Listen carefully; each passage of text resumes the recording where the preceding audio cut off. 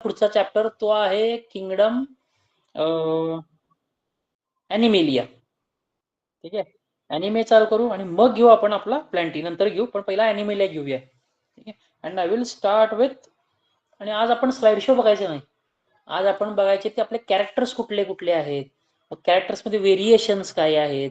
ठीक आहे, आपण म्हणतो की जे ॲनिमल्स आहेत ते टेरिस्ट्रियल आहेत, जमिनीवर असतात, काही वेळेला पाण्यामध्ये असतात, तर that character is called as habitat. तर हॅबिटॅट कसं आहे, झाडावर आहे, ते जमिनीवर आहे का पाण्यात आहे, मग पाण्यात असेल तर तो खाऱ्या पाण्यामध्ये आहे का गोड पाण्यामध्ये आहे, तर हे कॅरेक्टर आपल्याला बघायचे. आणि हे कॅरेक्टर तुम्ही नंतर यूज करून तुम्ही करणार क्लासिफिकेशन कम्प्लीट तुमचं. ठीक आहे, so we will start with kingdom animalia. मी माझं एक रायटिंग पॅड आहे, ठीक आहे, हे तुम्हाला शेअर करतो जेणेकरून तुम्हाला ते दिसून जाईल. ठीक आहे, कोणाला कधीही प्रॉब्लेम आला की मधून की बाबा हे दिसत नाही आहे, ऐकू येत नाही आहे, तर मला फक्त रिमाइंड करा, कारण माझ्या पॅडवर असणार आहे, मला स्क्रीन दिसत नाही आता कुठली. ठीक आहे,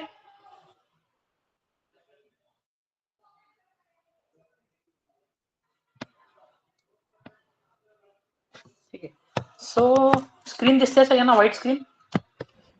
हो sir. Okay, so we will talk about kingdom Animalia.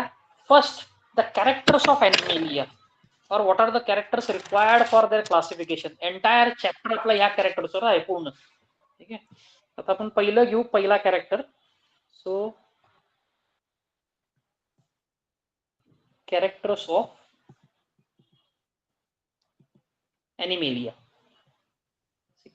So the first character which we are going to see is habitat. Habitat means location. So where that particular animal is present, it's its location, त्याचा तो location आहे. ठीक आहे, पण location आपल्याकडे दोन टाईपचे animals मिळतात, एक आहे ॲक्वॅटिक आणि दुसरा आहे तो टेरेस्ट्रियल.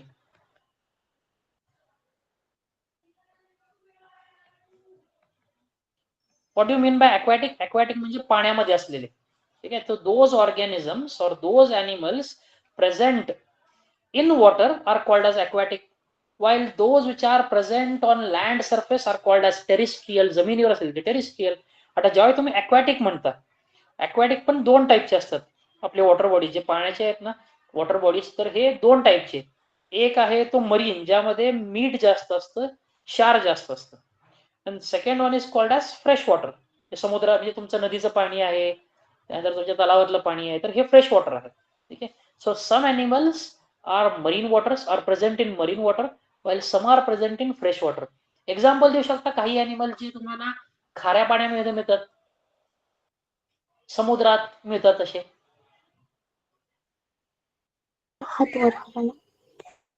कुठला एक्झाम्पल देऊ शकता? क्वेश्चन काय आला का तुम्हाला? क्वेश्चन काय होता की व्हॉट आर द ॲनिमल्स और which are the animals present in marine waters, समुद्रामध्ये असलेले प्राणी कुठले? एक एक्झाम्पल द्या मला फक्त. डॉल्फिश. ठीक आहे, डॉल्फिश का डॉल्फिन म्हणताय? फिन. Okay, so dolphin. ठीक आहे, व्हॉट अबाउट फ्रेश वॉटर? कुठला असा ॲनिमल आहे का जो नदीमध्ये सापडतो किंवा तुमच्या तलावात सापडतो? फिश. फिश, पण काही फिश आहेत ना, कुठले कुठले तुम्हाला माहिती आहे का? रोहू, काटला, असं काय ऐकलंय का? बिघवणचा मासा ऐकलाय का? हो सर. बिघवणचा मासा त्या धरणावर मिळतो, आणि बारामतीला कुठला आला समुद्र, त्यांनी नदी आहे तिथं. तर all those fish are present in fresh waters. So there are some fishes which are also present in fresh water. ठीक आहे, सो हे एक्झाम्पल्स आहेत. त्यानंतर आपण दुसरा घेऊ टेरिस्ट्रियल, जमिनीवर असलेले. मग ज्यावेळी आपण जमिनीवर म्हणतो ना, मग तिथं पण वेगवेगळ्या जागा असतात, बरोबर. काही वेळेला आपण म्हणतो की हे झाडावर असलेले आहेत, तर ते झाले आर्बोरियल. आर्बोरियल म्हणजे ट्रीवर असलेले, झाडावर असलेले. एक्झाम्पल काय आहे तर मंकी, माकड. सम आर एरियल, हवेमध्ये उडणारे, मग ते कोण तर सगळे पक्षी, बर्ड्स. ठीक आहे, असा कुठला बर्ड आहे का जो हवेमध्ये उडू शकत नाही? सांगू शकता? Is there any bird which cannot fly.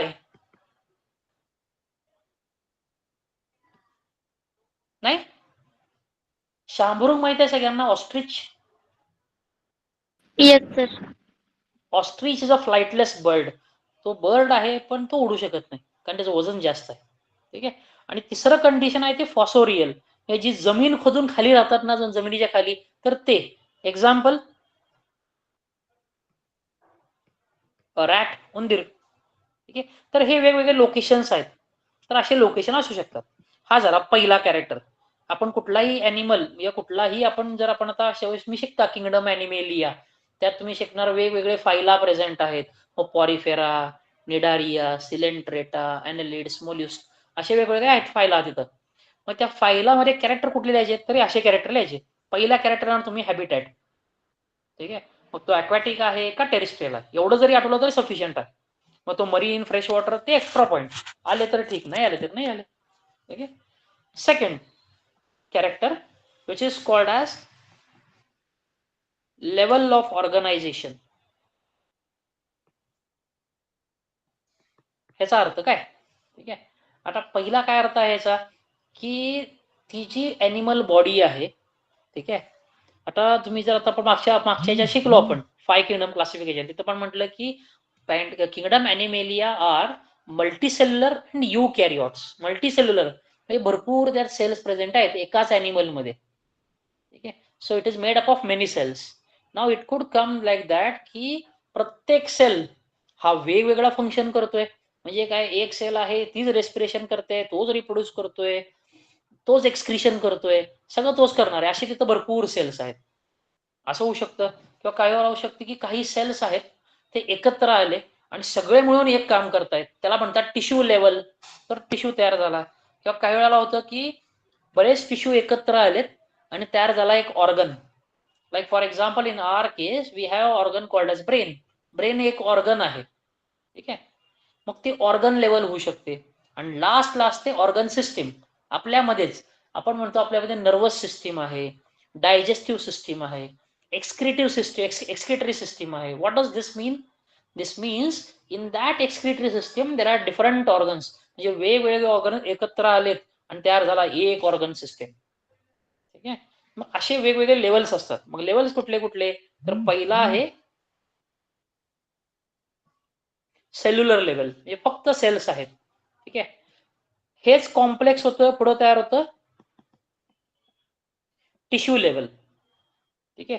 पेशी, उती असे शब्द होते तुम्हाला शाळेमध्ये जर मराठी मीडियम असाल तर तुम्हाला.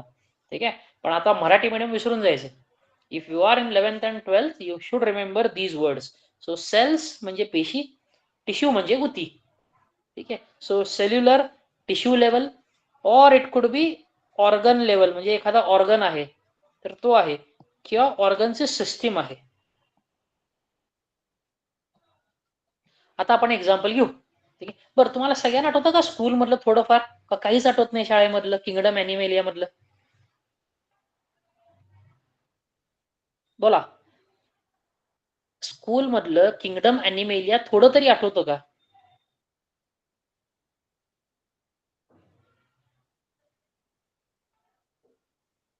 माझा आवाज येतोय तुम्हाला? हो सर. हो सर. आठवतं ना थोडंफार? आपण तुम्हाला पहिला काही आठवतं का बघा, पॉरिफेरा सारखा कुठला पॉडी स्टडी केला होता का? पॉरिफेरा होता, त्यात एक्झाम्पल तुम्ही स्पॉन्जेसचं घेतलं होतं. हो सर. मराठीमध्ये हा, आठवतं ना? मॉल्युस्का म्हणून एक काहीतरी असतो, त्यात तुम्ही गोगलगाय घेतली असेल, स्नेल. अजून एक असतो इकिनोडर्म्स, आर्थ्रोपॉड्स, कॉक्रोचेस. ठीक आहे. मग असे हे वेगवेगळे आपण फायला बघणार आणि त्यामध्ये हे कॅरेक्टर ऍड करणार. उदाहरणार्थ पहिले 2-3 आहेत ना, म्हणजे त्यात पहिलाच धरून जातो, 2-3 होते पहिलाच, ज्यामध्ये तुम्ही स्पॉन्ज स्टडी करता, तर त्या स्पॉन्जेस मध्ये ना सगळे सेल्युलर लेवल आहेत. त्याच्या पुढे जर गेलात हायड्रा, जर हायड्रा म्हणत असाल तर त्यामध्ये टिश्यू लेवल आहे. ठीक आहे. नंतर जे असतात तुमचे फ्लॅट वर्म्स आणि राऊंड वर्म्स, म्हणजे काय, फॉर एक्झाम्पल आहे, किंवा अर्थवर्म मध्ये जर गेलात. ठीक आहे. अर्थवर्म पण नाहीच, फ्लॅट वर्मच, चपटे. म्हणजे फ्लॅट वर्मचं एक्झाम्पल देऊ का, प्लॅनेरिया. तुम्ही शिकला असाल की एक असा ॲनिमल आहे ज्याचे तुम्ही 4 पार्ट केले की 4ही पार्ट नवीन परत नवीन ॲनिमल तयार होतो. That is called as planaria. ठीक आहे. तर प्लॅनेरियामध्ये असतो तुमचा ऑर्गन लेवल आणि तिथून पुढे सगळे म्हणजे माणूस असेल किंवा पक्षी असेल, मासे असतील, कोणी असेल किंवा कॉक्रोच जरी असेल किंवा तुमचा अर्थवर्म असेल, ठीक आहे. तर ह्या सगळ्यांमध्ये असतो ऑर्गन सिस्टीम लेवल. ठीक आहे. तर असे आपण कॅरेक्टर बघत जाऊ एक एक. ठीक आहे. So this is your second character. दोन्ही कॅरेक्टर कळाले? एक हॅबिटॅट आणि दुसरा लेवल ऑफ ऑर्गनायझेशन. समजलंय का दोन्ही? Yes sir. ठीक आहे. हो सर. हा, तर समजलं असेल तर आपण पुढचं घेऊ character. The next character or the third character is called as symmetry.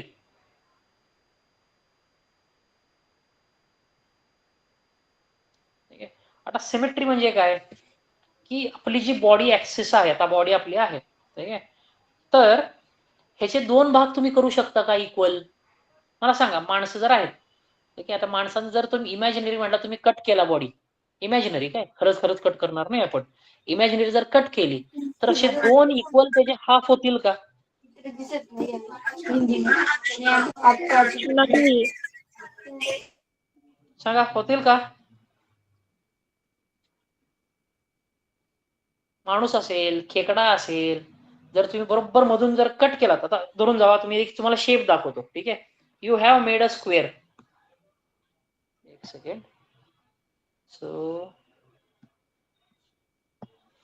So you have a square. ह्या स्क्वेअरचे तुम्ही दोन इक्वल हाफ करू शकता का? करू शकता ना? येस सर, करू शकतो. करू शकतो.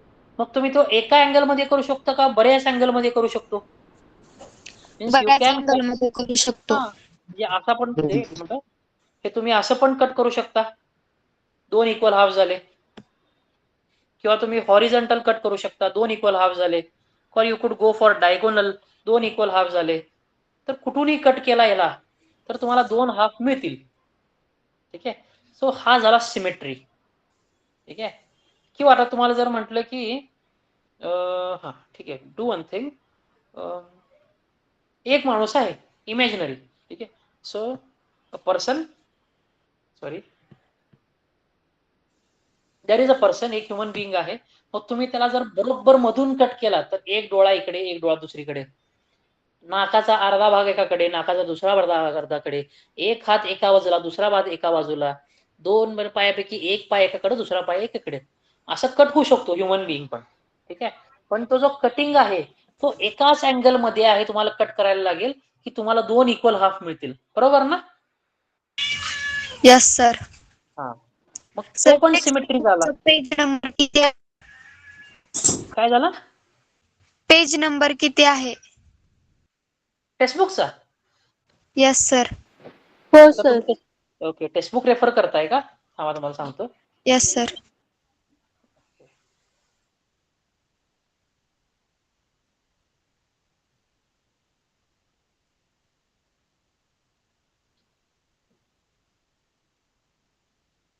बरं, तुम्ही महाराष्ट्र बोर्ड रेफर करताय का एनसीआरटी रेफर करताय? Maharashtra board, SCRT. Maharashtra board. Okay, एक सेकंड. बरं, जर एनसीआरटी जर असेल ना तुमचा, हा चॅप्टर नंबर 4 आहे का चौथा चॅप्टर तुमच्या बुक मध्ये? सर, महाराष्ट्र बोर्ड आहे आमचा सगळ्यांचा. असे तुमच्याकडे बुक आहे ना महाराष्ट्र बोर्डचं? हो सर. मग त्यात तुमचा किंगडम ॲनिमेलिया आहे का चॅप्टर चौथ्या नंबरला? हो ओपन करू शकताय? ओपन केलाय? हा. Yes sir. ओपन केल्यानंतर तिथं काही कॅरेक्टर्स आहेत. आता तिथं डायग्राम असतीलच की नाही मला गॅरंटी नाहीये, कारण मी बुक वापरत नाहीये सध्या. ठीक आहे. माझ्याकडे माझ्या सगळं डोक्यातलं आहे. आहेत ना डायग्राम? हा. आता एखादी ह्युमनची डायग्राम जर काढून बघितली तुम्ही, शेवटी जर गेला ना, तिकडे मॅमल्स आहेत. ठीक आहे. ह्युमन्सचे असेल किंवा क्रॅबची असेल, खेकड्याची असेल ना डायग्राम, ती ओपन करून बघा. ते कसं आहे की एका अँगल मधनच जर कट केलात तुम्ही तर ती एक सिमेट्री आहे. जर बॉल असेल, स्क्वेअर असेल, तर वेगवेगळ्या अँगल मध्ये तुम्ही कट करू शकता. ठीक आहे. असे सिमेट्रीज असतात. तिथं तुम्ही प्लेन ऑफ कटिंग चेक करता, नक्की कट कसा करायचा आहे. एक काम करा, तुम्ही आता टेक्स्टबुक कडे लक्ष देऊ नका. तुम्ही जे मी बोलतोय ना त्यात लक्ष द्या. तुम्ही इथं जी डायग्राम दाखवते तिथं लक्ष द्या. ठीक आहे. आणि कसं आहे, तुम्ही जर टेक्स्टबुक मध्ये लक्ष देत बसला ना, हे सगळं सोडून द्याल. आपण ज्या वेळेला हे किंगडम करू ना आपण, वेगवेगळे फायला करू ना, त्यावेळी तुम्हाला हे डायग्राम परत येतील सगळे, आणि त्यावेळी मी तुम्हाला डायग्राम्स दाखवीन व्यवस्थित. आता आपण फक्त कॅरेक्टरकडे लक्ष द्या, कुठले वर्ड्स आहेत, कशाला काय म्हणायचं आहे. तुम्ही जर डायग्राम बरोबर बसला ना, तुम्ही सगळं विसरून जाल. ठीक आहे.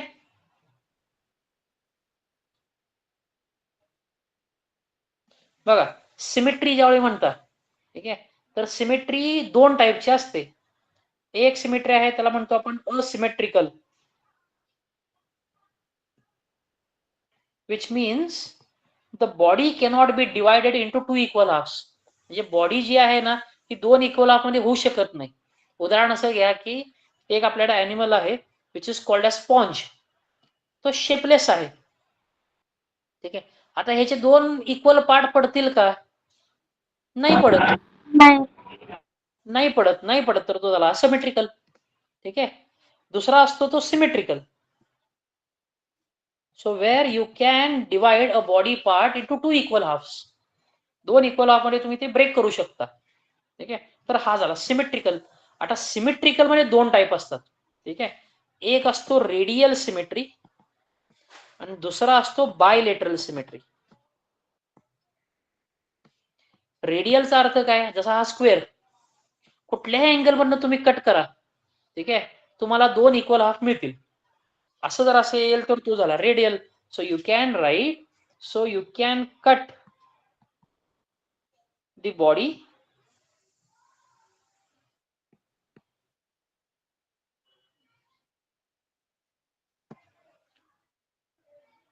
In many planes, many angles. वेगवेगळ्या अँगलला कट करू शकता, इक्वल हाफ मिळतील. बायलेटरल मध्ये कसं आहे, तिथं एकच प्लेन आहे ज्यामध्ये तुम्ही जर कट केलात तर तुम्हाला दोन इक्वल हाफ मिळतील. जसं ह्युमन्स मध्ये आहे, खेकड्यामध्ये आहे, बऱ्यापैकी सगळ्या पक्ष्यांमध्ये तसंच असतं. एकच ऍक्सिस आहे, तिथून कट केला तर तुम्हाला दोन इक्वल हाफ मिळतात. जर दुसरा कुठलाही ऍक्सेस वापरला, विचार करा माणसानं आहे आणि तुम्ही इमॅजिनरी कट मारताय त्याच्या पोटापाशी, तर काय होतं, दोन हात एकाकडे गेले, दोन पाय एकाकडे गेले, डोकं एकाकडे गेले. ठीक आहे. तर हे इक्वल हाफ नाहीयेत. कट कसा मारला पाहिजे? बरोबर व्हर्टिकल कट मारला पाहिजे. दोन डोळ्यांच्या मधून कट मारला पाहिजे, तर एक डोळा इकडे, एक डोळा दुसरीकडे, नाकाचा अर्धा भाग एकाकडे, नाकाचा दुसरा भाग अर्धाकडे, एक हात दुसरीकडे, दुसरा हात दुसरीकडे आहे. तर दिस बिकम्स बायलेटरल सिमेट्री. कळतंय?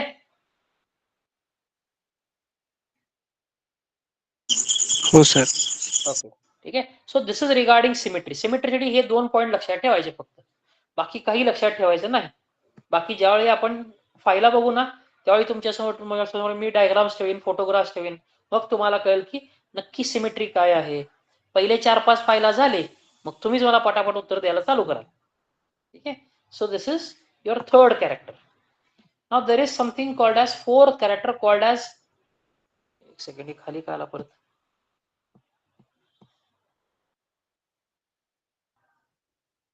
ठीक आहे. There is next character called as body plan. नक्की बॉडी कशी आहे. ठीक आहे. आता बॉडी कशी आहे याचा अर्थ काय की बॉडी काय ना त्याला, की बॉडीला एकच ओपनिंग आहे का बरेच ओपनिंग्स आहेत. ओपनिंग म्हणजे फॉर एक्झाम्पल आता ह्युमन्स जर असतील, आता ह्युमन्स मध्ये आपण काय म्हणतो की ह्युमन्स मध्ये माउथ आहे, बरोबर, माउथचं एक ओपनिंग आहे. तसा दुसरा ओपनिंग आहे एनस. ठीक आहे. एनस मधून एक्सक्रिशन होतं. ठीक आहे. जो काय सॉलिड वेस्ट आहे आपल्या बॉडी मधला तो बाहेर पडतो एनस मधून. तर दोन वेगळे ओपनिंग्स आहेत. काही अॅनिमल्स असे असतात ज्यामध्ये एकच ओपनिंग असतो, तोच माउथ तोच एनस. काही मध्ये ओपनिंग्सच नसतात. ठीक आहे. मग तसे 3 टाईप पडतात. ठीक आहे. आता टाइप्स कुठले कुठले? So fourth character is called as body plan, in which we talk about the openings. So first among this is called as cellular किंवा सेल ॲग्रिगेट. ॲग्रिगेट म्हणजे काय? ग्रुप. बरेच सेल्स असे आहेत की सगळे एकत्र आलेत आणि एक ऑर्गॅनिझम तयार झाला. मग ती प्रत्येक सेल त्या बॉडी मधली ती डायजेशन पण करेल, एक्सक्रिशन पण करेल, ती सेल रेस्पिरेशन करेल. म्हणजे इथं माउथ सारखं काही पार्ट नाहीये, एनस सारखं पार्ट नाहीये. ठीक आहे. तर एक नुसता गट्टा आहे सेलचा.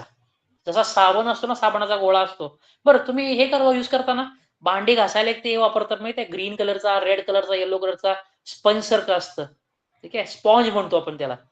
तसा जो ॲनिमल आहे ना, that is called as cell aggregate. वेगवेगळे सेल्स एकत्र झालेत पण त्याला तोंड नाहीये ना, एनस नाहीये, ठीक आहे. So that becomes a cell aggregate in which there is only a group of cells. Second character is called as blind sac. आता ब्लाइंड सॅकचा अर्थ काय, एक उदाहरण तुम्हाला देतो ना मी, ठीक आहे. एक तुमचं एक्झाम्पल आहे, कन्सिडर अ प्लॅटी हेल्मेंथ, ठीक आहे, ज्यामध्ये त्याचा जो डायजेस्टिव्ह सिस्टीम आहे, एक ओपनिंग आहे वर, ठीक आहे. ह्याच ओपनिंग मधून फूड एंटर करतंय, ह्याच ओपनिंग मधून फूड किंवा जे काही अनडायजेस्टेड पार्ट आहे तो बाहेर टाकला जातो. म्हणजे एक्सक्रिशन ह्याच ओपनिंग मधून आहे आणि डायजेशनला फूड पण ह्याच ओपनिंग मधून आत येतं. So there is only one opening and the same opening acts as mouth as well as anus. So only one opening, which is your anus and your mouth. Mouth through food आत जाईल, ठीक आहे, आणि एनस through food बाहेर ढकललं जाईल, जे काय वेस्ट आहे तो बाहेर ढकलला जाईल.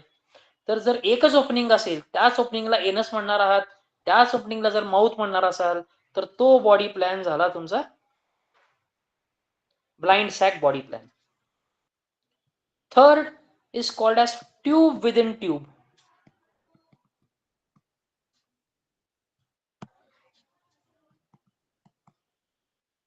In which you say there are two openings.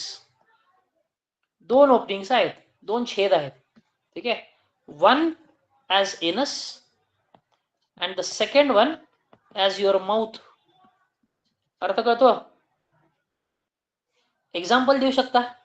आता ह्या तीन कॅरेक्टर पैकी ह्युमन्सला कुठला कॅरेक्टर अप्लाय होतो? आपल्यासाठी कुठला कॅरेक्टर अप्लाय होतो? Tube within tube.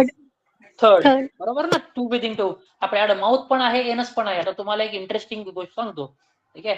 ज्या वेळेला बाळ डेव्हलप होत असतं पोटामध्ये, गर्भामध्ये, ठीक आहे, त्यावेळी पहिला काय तयार होतं, तर पहिला एनस तयार होतो, त्यानंतर माउथ तयार होतं, मग बाकी सगळे पार्ट्स, म्हणजे एनस सारखं ओपनिंग तयार होतं, त्या ट्यूबला दुसरा एक एंड तयार होतो, तो असतो तुमचा माउथ, मग बाकी सगळं तयार व्हायला चालू होतं, ठीक आहे. तर असं आहे तुमचे हे बॉडी प्लॅनचे कॅरेक्टर्स. समजले बॉडी प्लॅन काय आहे नक्की? हो सर. ओके, बघा, नुसतं हो म्हणायचं नाही, मला सांगायचं समजलंय नाही समजलंय, ठीक आहे. आता समजलंय, ठीक आहे, काही प्रॉब्लेम नाहीये. पण ज्यावेळी काही अवघड कॅरेक्टर येतात ना, त्यावेळी मला सांगा समजलं नाही, आपण रिपीट करू. आपल्याला काय पळत जायचं नाही कुठलाही सिलेबस घेऊन.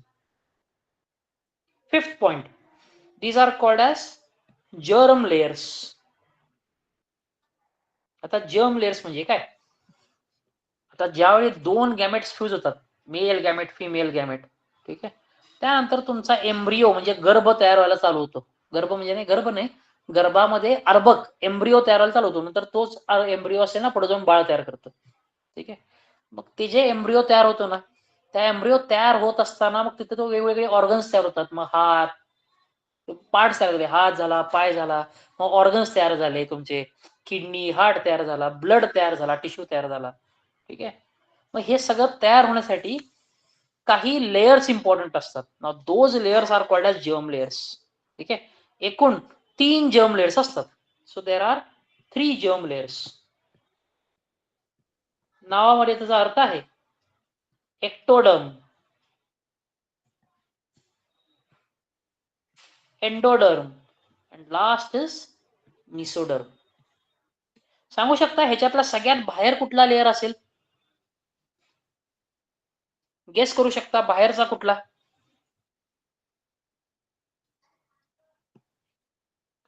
एक्टो मीन्स आउटर, सगळ्यात बाहेर आउटर म्हणजे एक्टो.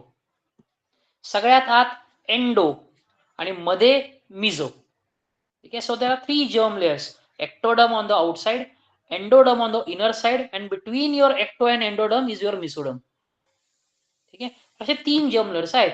आता ॲनिमल्सचे 2 टाईप पडतात, ठीक आहे. 2 टाईप कुठले? Depending on germ layers. One is diploblastic and second is called as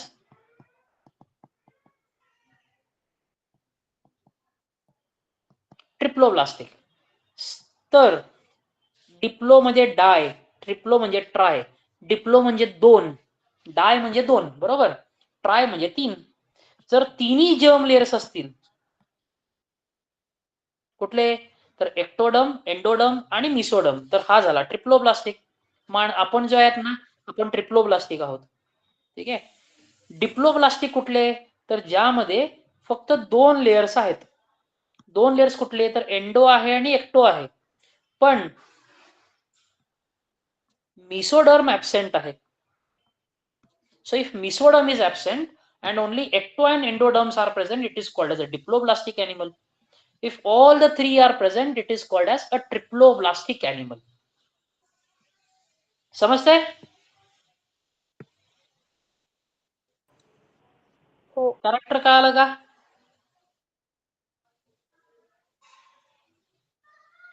काय झालं? समजलं नसेल तर समजलं नसेल, सांगा. समजलंय का? हो. हो. आता एकाच्या हो वर मी पुढे सरकतो. ठीक आहे. 6th character. Now this is called as segmentation. एक second.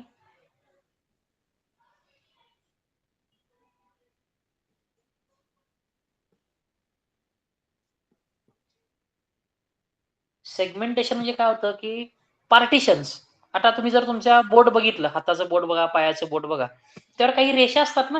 So if this is your finger, ठीक आहे, so there are some partitions, 1, इकडं 2 असतात असे, खाली एक असतो ना असा रेष. तर हे झाले तुमचे सेगमेंट. हा एक सेगमेंट झाला, हा दुसरा झाला, हा तिसरा झाला. आता काही वेळा काय असतात की सेगमेंट्स हे फक्त बाहेरून दिसतात तुम्हाला, आतमध्ये नसतात. बरं, सगळ्यांनी कॉक्रोच बघितलाय का? हो सर. बघितलाय कॉक्रोच. ठीक आहे. मोठा कॉक्रोच बघितला असेल ना, पुढच्या वेळी दिसला की तो मोठा कॉक्रोच उलटा करायचा. ठीक आहे. उलट करून बघायचं काय दिसतं. कसं असतं, असा एक ट्रँग्युलर हेड असतो त्याला. Just a second. ठीक आहे. So there is a triangular head. ठीक आहे. त्यानंतर त्याचा असतो थोरॅक्स. ठीक आहे. आणि त्यानंतर असतं त्याचं ॲब्डॉमेन. हे असं. ठीक आहे. ह्या ॲब्डॉमेनवर अशा पट्ट्या असतात, बघितलंय?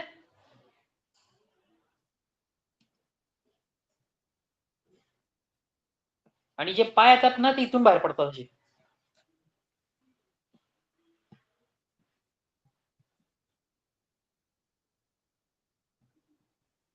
बघितलंय का असं काय? बघितलं तर बघा म्हणा, नसेल तर नाही म्हणायचं. एवढं काय त्यात हो. विचार करायचा. हो बघितलंय. हो सर बघितलंय. बघितलंय ना. ठीक आहे. So there are 3 pairs of legs. ठीक आहे. हे एवढं सर दाखवायचे कारण काय आहे की कॉक्रोचचे जरी पाय जरा वेगळे असतात, हे असे असतात ना, त्याला असे सेगमेंट दिसतात तुम्हाला असे वेगवेगळे. ठीक आहे. तर हे जे लाइनिंग्स आहेत, so these are called as segments. मग काही वेळेला सेगमेंट्स फक्त वर्ण बघायला असतात, काही वेळेला आत पण असतात. म्हणजे इंटरनल सेगमेंटेशन पण असेल, एक्सटर्नल पण असेल. ठीक आहे. So when you say segmentations, there are 2 types of segmentations. It could be external और इट कुड बी इंटरनल. आता ह्युमनचा विचार घ्या, माणसांमध्ये. आता हे तुमच्या बोटांवर दिसतं, बरोबर, रेषा आहेत तुमच्या या. ठीक आहे. तर ह्या रेषा फक्त वरून आहेत, आतमध्ये नाही आहेत. दिस सेगमेंट्स आर एक्सटर्नल. ठीक आहे. कॉक्रोच मध्ये फक्त बाहेरून आहेत, तर तो एक्सटर्नल. तुम्ही जर आता अर्थवर्म बघितलात, ठीक आहे, अर्थवर्म मराठीत काय म्हणतात रे? कोणाला माहिती आहे अर्थवर्मला काय म्हणतात मराठीत?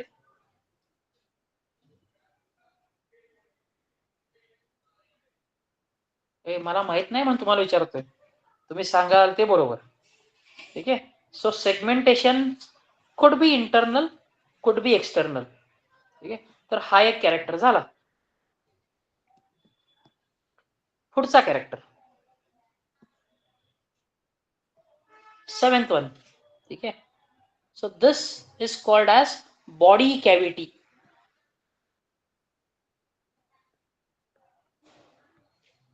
बॉडी कॅव्हिटी आहे का नाही, ठीक आहे. बॉडी कॅव्हिटीचा अर्थ काय, की आतमध्ये स्पेस आहे का, आता आपली बॉडी आहे, ठीक आहे, आपल्या बॉडीच्यात स्पेस आहे, त्या मग त्या स्पेसमध्ये कुठेतरी एक हार्ट आहे, 2 लंग्स फिट केलेत आपण, ठीक आहे, तुमचा स्केलेटन, बोन्स आहेत, हे कुठं प्रेझेंट आहे, तर आतल्या कॅव्हिटीमध्ये, एम्प्टी स्पेसमध्ये हे सगळं बसवलेलं आहे वेगवेगळ्या ठिकाणी, ठीक आहे. तर बॉडी कॅव्हिटी काही अॅनिमल्स मध्ये असते, काही मध्ये नसते, ठीक आहे. मग ज्या अॅनिमल्स मध्ये कॅव्हिटी प्रेझेंट आहे तर ते सगळे झाले coelomates. So in this case we say body cavity is present. So coelomates. ज्यामध्ये नाही आहेत तर ते सगळे झाले असिलोमेट्स.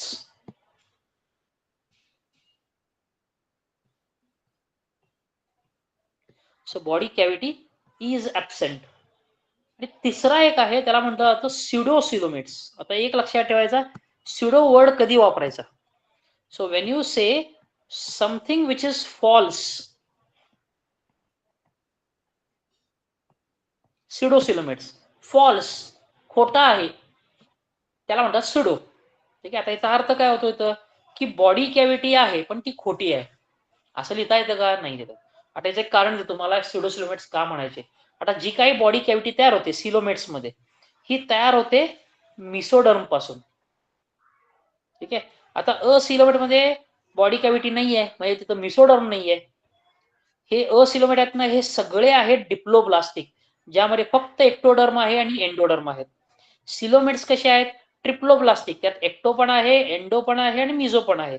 आता राहिले तिसरे सिलोमेट्स, ह्यांच्यामध्ये बॉडी कॅव्हिटी आहे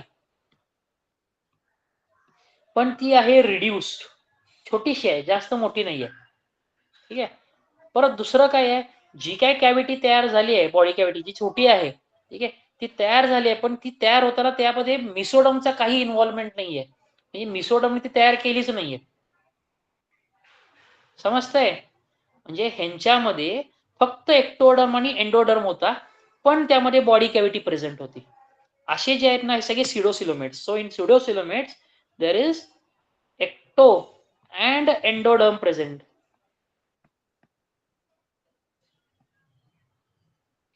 there is no mesoderm. Mesoderm absent आहे तरी सुद्धा बॉडी कॅव्हिटी तयार झाली आहे, अशी असलेले सगळे स्युडोसिलोमेट्स, ठीक आहे. सिलोमेट मध्ये काय आहे, की बॉडी कॅव्हिटी आहे, ती कोणामुळे तयार झाली आहे, तर ही मिसोडर्म म्हणून तयार झाली आहे. असिलोमेट्स काय आहेत, बॉडी कॅव्हिटी ऍबसेंट, बॉडी कॅव्हिटीच नाही आहे, ठीक आहे. आणि बॉडी कॅव्हिटी नाही आहे ह्याचा अर्थ काय, तर फक्त एक्टोडर्म आणि एंडोडर्म प्रेझेंट आहे. असं असेल तर हे झाले तुमचे बॉडी कॅव्हिटीज. तर तिथं 3 वेगवेगळे कॅरेक्टर्स आहेत. आपल्या केसमध्ये, ह्युमन्सच्या केसमध्ये, ह्युमन्स आर सिलोमेट्स, ठीक आहे. जो तुमचा पहिला फायलम असणार आहे दॅट इज पॉरिफेरा, त्यामध्ये तुम्ही एक्झाम्पल शिकता स्पॉन्जचं, दुसरा हायड्रा, ठीक आहे. हे सगळे आहेत असिलोमेट. आणि पुढे जाऊन तुम्ही घेता ॲशेलमेन्स म्हणून, प्लॅटी हेल्मेन पहिला येतो, मग येतो ॲशेलमेन. ॲशेलमेन्सचं एक्झाम्पल आहे ॲस्कॅरिस. लहानपणी जनताच्या गोळ्या खाल्ल्यात का तुम्ही? हो. खाल्ल्यात ना हो जनताच्या सर. गोळ्या? का खाता? एक कुठला तरी एक अळी असते ना, ती तुमच्या पोटामध्ये असते, ती वॉशरूम मध्ये बाहेर पडते, डॉक्टर विचारतो पोट दुखतंय का, दुखतंय. मग जर तुम्ही स्टूल सॅम्पल जर बघितला तुमचा, अशी एक बारीक पांढरी अळी पडलेली असते वॉशरूम मध्ये, ठीक आहे. मग ती जी अळी आहे ना that is called as ascaris. आणि ॲस्कॅरिस मध्ये प्रेझेंट आहे pseudocoelomate. So example for this is very typical.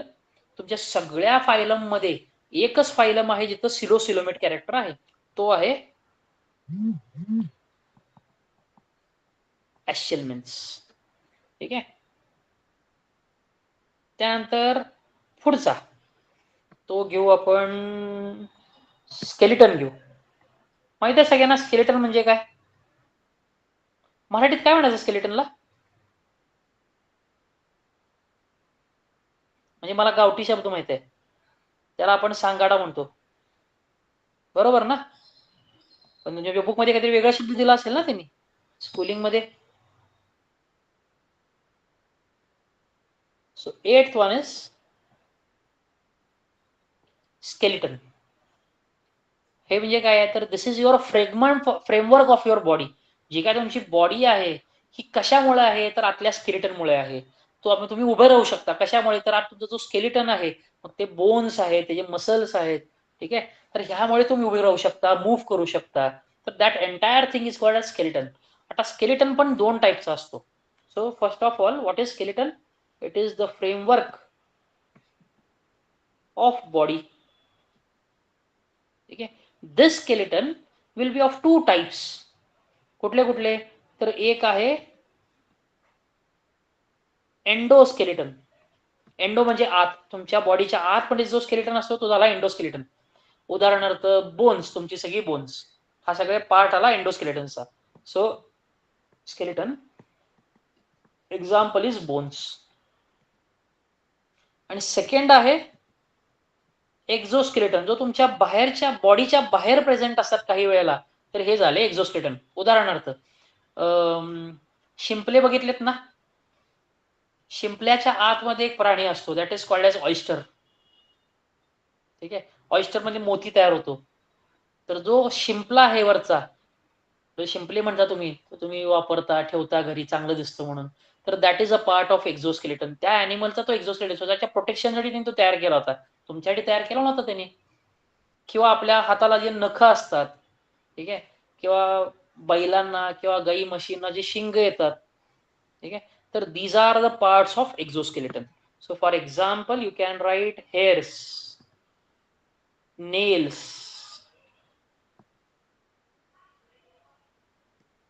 किंवा हॉर्न्स, किंवा शेल, हे सगळे आहेत एक्झोस्केलिटनचा पार्ट. आपल्याला लिहायचं आहे नंतर जाऊन की कुठल्या अॅनिमल्स मध्ये एक्झोस्केलिटन आहे, कुठल्यामध्ये एंडोस्केलिटन आहे, काय काय मध्ये स्केलिटनच नसतं. ठीक आहे, ते पण लिहू शकतो आपण. So these are the characters. So this is also the character, that is skeleton.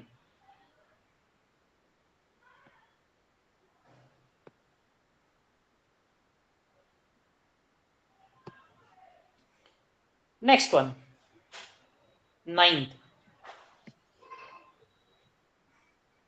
It is called as, what we say as, notochord. जसा आपल्याला पाठीचा कणा आहे, तो झाला वर्टिब्रल कॉलम. मग तसं काही स्ट्रक्चर्स अॅनिमल मध्ये प्रेझेंट आहे का? नाही आहे. ठीक आहे. मग नोटोकॉर्ड जर प्रेझेंट असेल तर ते झाले सगळे कॉर्डेट्स. जर नसेल तर झाले नॉन कॉर्डेट्स. आता तुम्ही जर झुरळ मारला असेल, ठीक आहे, झुरळामध्ये आपल्या पाठीच्या कण्यासारखं काय असतं का? त्यामध्ये असतं का? हो का नाही, एवढं सांगायचं. नाहीये. माशामध्ये असतं का? मासा जर बघितला असेल, खाल्ला असेल, खाऊन झाल्यानंतर ते हाडकं टाकून देतात, बरोबर. पण त्याला आपल्या पाठीच्या कण्यासारखं काहीतरी एक लांब स्ट्रक्चर प्रेझेंट असतं. हा जर त्याचा हेड असेल, ठीक आहे, त्याच्या मागं असं देठ असतं आणि अशी तुमची अशी बोन्स असतात, त्याला असतात ना. So this structure is called as a notochord. हा झाला नोटोकॉर्ड त्याचा. असं स्ट्रक्चर कॉक्रोच मध्ये ऍबसेंट आहे. मग जर ऍबसेंट असेल तर ते झाले नॉन कॉर्डेट्स. जर प्रेझेंट असेल तर it is called as chordates. So in this notochord absent, in this notochord is present. ठीक आहे. So you have to remember these 2 characters. आपण कशात पडणार? कॉर्डेट का non chordate? Coordinate. Coordinate. So we belong to coordinates. Next character is regarding what we say as development. बरं, पहिल्या डेव्हलपमेंटच्या अगोदर घेऊ आपण fertilisation.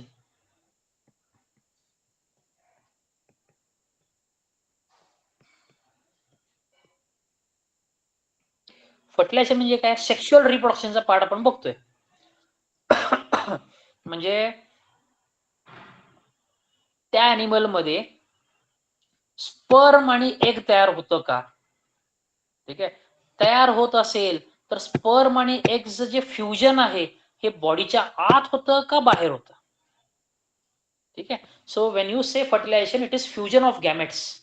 So sperm and egg fusion comes under fertilization. So what is the site of fertilization? ठीक है, so site of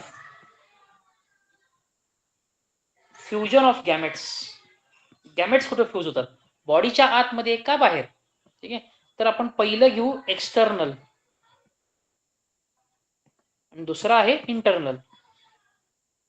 external म्हणजे बॉडीच्या बाहेर, इंटरनल म्हणजे बॉडीच्या आत. ठीक आहे, ज्या वेळेला fusion of male and female gamete happens outside the body, example frog. आता पावसाळ्यामध्ये काय असतं की फिमेल फ्रॉग खाली असते, मेल फ्रॉग वर बसलेला असतो. ठीक आहे, आणि मेल आणि फिमेल फ्रॉग एकत्रपणे त्यांचे जे गॅमेट्स आहेत ना हे पाण्यामध्ये रिलीज करून टाकतात. ठीक आहे, म्हणजे जो काय फ्युजन आहे तो त्यांच्या बॉडीमध्ये होणार नाहीये, तो होणार आहे पाण्यामध्ये, म्हणजे external, outside the body. So when you say external fertilization, it means fusion of gametes is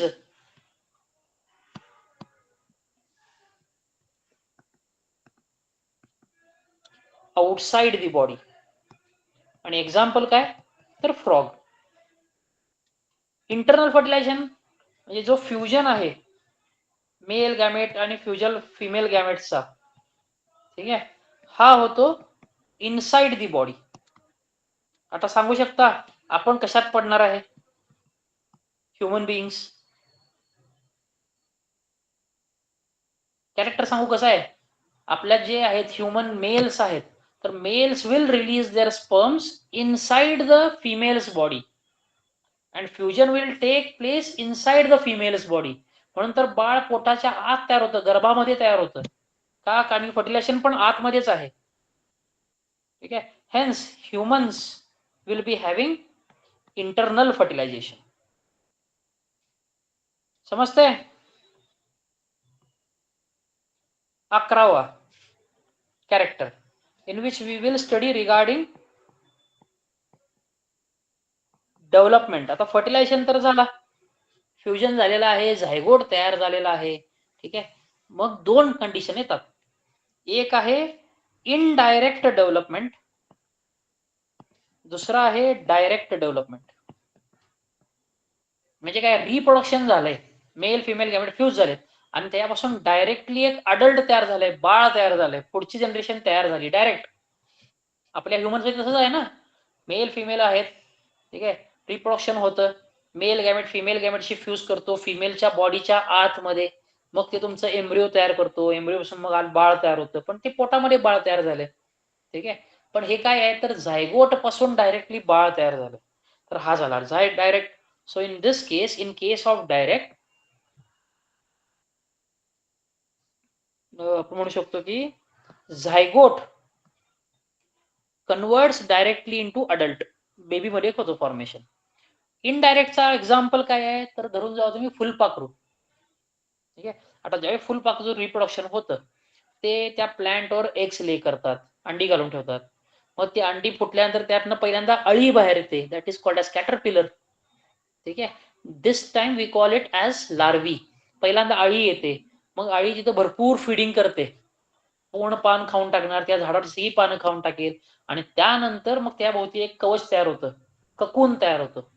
तो ककून फुटतो, मग तयार नाही तर मग ते फुलपाखरू बाहेर पडतं. ठीक आहे, आता फुलपाखरू जरा अडल्ट, जी अळी तयार झाली ती होती लार्वी आणि सुरुवातीला होता एग.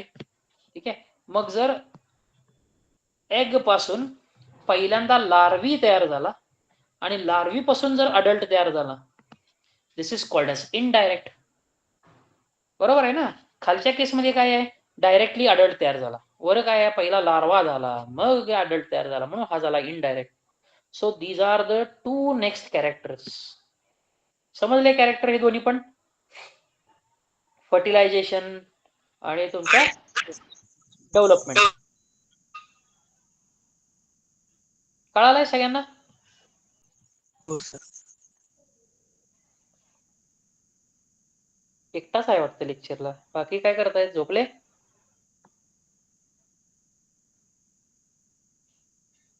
हो का, तुम्हाला जर कॅरेक्टर समजले असतील ना, हा चॅप्टर सगळ्यात सोपा आहे. कॅरेक्टर जर नाही समजले मग तुमचा वनवास सुरू झाला या चॅप्टर साठीचा. ठीक आहे. आपल्याला लिहायला मग खूप त्रास होतो याचा. कधी व्हायचं, कधी संपायचं, काय लिहू, किती पाठ करू. इथं पाठ करायचं काहीच नाही या चॅप्टर मध्ये. पाठ फक्त दोनच गोष्टी करायच्या. काय की पहिलं कुठले कुठले फायलम आहेत सगळे पाठ करायचे सिक्वेन्सनुसार. स्टार्ट करायचा पॉरिफेरापासून एंड करायचा मॅमल्स पर्यंत. ते सिक्वेन्स पाठ करून ठेवायचा. दुसरं काय, प्रत्येकाचं एक टिपिकल एक्झाम्पल पाठ करून ठेवायचं आणि ते डोळ्यासमोर तुम्हाला ते एक्झाम्पल आलं पाहिजे. जर मी म्हटलं तुम्हाला की ॲम्फिबियन्स, आपल्या डोळ्यासमोर काय आलं पाहिजे, कासव. ठीक आहे. तुम्हाला म्हटलं रेप्टाईल तर आपल्या डोळ्यासमोर आला पाहिजे क्रोकोडाईल, मगर डोळ्यासमोर आले पाहिजे. बर्ड्स म्हटलं की कुठलाही पक्षी डोळ्यासमोर घ्या, शक्यतो मोठा घ्यायचा थोडा, कावळा वगैरे डोळ्यासमोर घ्यायचा. ठीक आहे. मॅमल्स म्हटले की ह्युमन्स डोळ्यासमोर आले पाहिजे. फिश स्पायसेस म्हटलं की कुठलाही मासा डोळ्यासमोर आला तरी चालून जातो. आर्थ्रोपॉड म्हटला की कॉकरोच डोळ्यासमोर आला पाहिजे. तर ज्यावेळी हे ॲनिमल्स तुमच्या डोळ्यासमोर येतील ना, तुमचे कॅरेक्टर पाठ पाठ पाठ पाठ सुटतात. आणि कधी सुटतात की असले तुमचे कॅरेक्टर डोळे असले पाहिजे, तोंड पाठ झाले पाहिजे कॅरेक्टर्स. आता माझं पाठ झाले तसं तुमचं पाठ झालं पाहिजे. कधी होईल, तेव्हा तुम्ही 2-3 वेळा वाचाल ना, हे सगळं पाठ होऊन जाईल. आता तुमच्या बुकमध्ये हे नसणार आहे, म्हणजे आहे पण ते एकदम शॉर्ट मध्ये दिलंय. त्यावेळेला मी तुमच्या मॅडमना आहे ना हे एकदा शेअर करतो. मी माझ्याकडे चांगल्या अक्षरात लिहिलेलं आहे ते शेअर करतो. त्यात डायग्राम्स पण आहेत, हे ते एकदा बघा आणि मग आपल्याला होऊन जाईल. आता एक आपण शेवटचा कॅरेक्टर घेऊ, तो आहे बॉडी टेम्परेचर.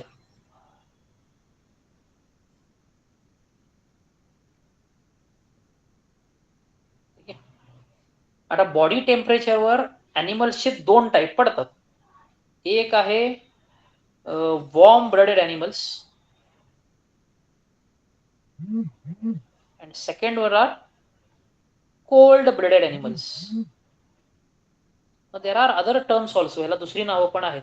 तुमच्या एनसीआरटीला वेगळे नाव दिले असतील. वॉर्म ब्लडेडला दुसरं नाव आहे हिमोथर्म्स.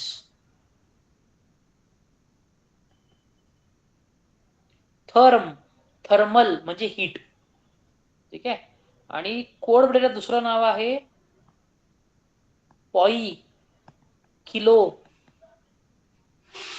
थर्म्स.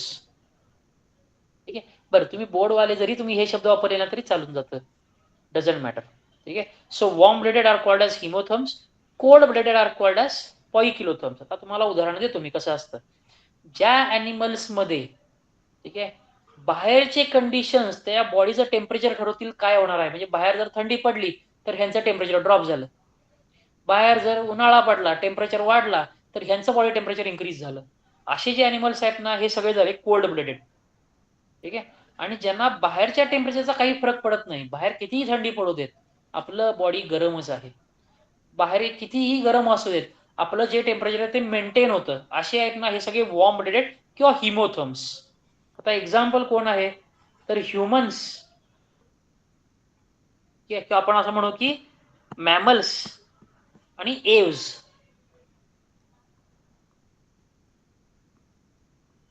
एव्स म्हणजे पक्षी, मॅमल्स मध्ये आपण स्तनधारी.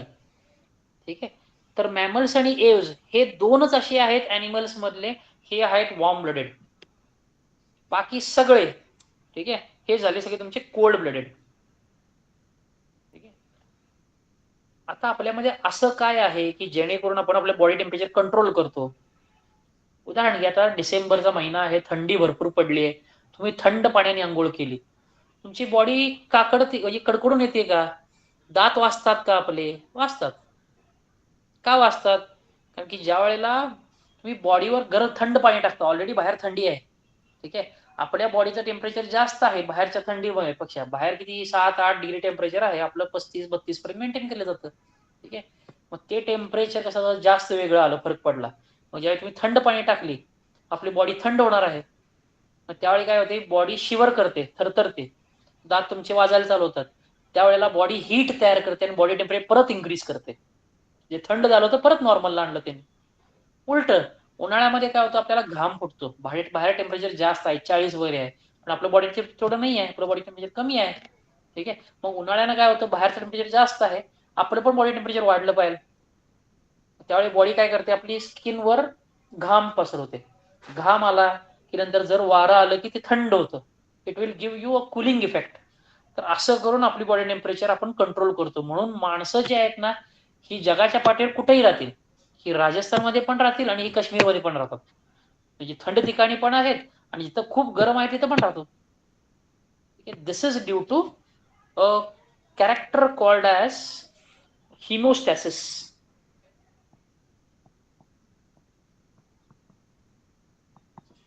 ठीक आहे, ह्युमन्स मध्ये हे प्रेझेंट आहे.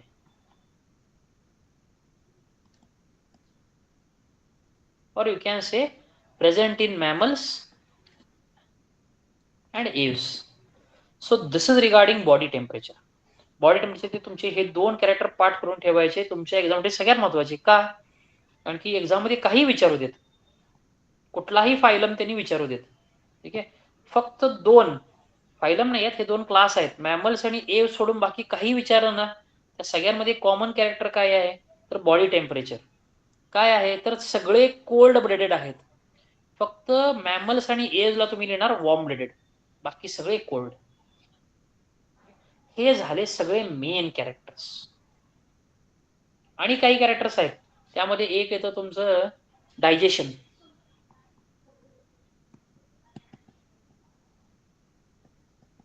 डायजेशन दोन टाईप.